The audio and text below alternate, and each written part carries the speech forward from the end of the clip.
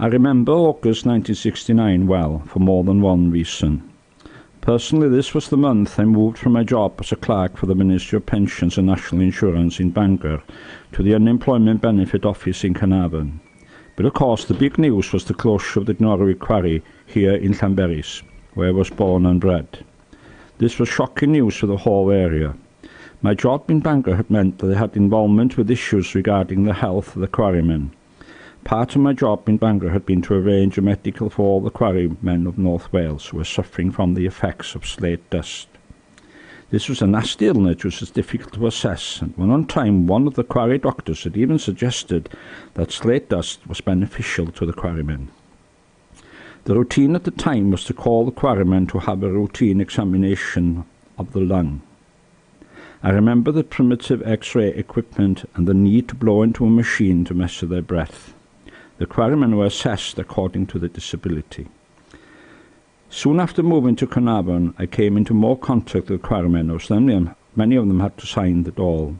Many of these men who had given their lives to the quarry and had never been out of work were ashamed to sign on.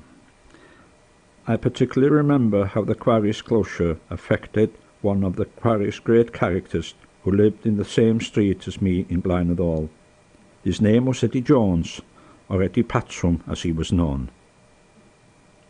He was from a family of Llanberis carpenters, pattern makers, who created the wooden patterns for the Hall foundry. Many of the patterns can be seen today at the museum. Eddie Jones, or Uncle Eddie to me, was a unique character, a happy-go-lucky chap with a round face always topped by a flat cap. He often talked about how lucky he was to have followed his father as a craftsman in the quarry. Working in the foundry, he said, was nearly as good as going to heaven. He had many strange names for his carpentry tools, names that had probably been used by his father and grandfather before him. A hammer was called the hitting thing, the chisel the dressing thing. He had a thing to pull, a thing to turn, a thing to rub. The list was long. He also had many wonderful sayings about his craft.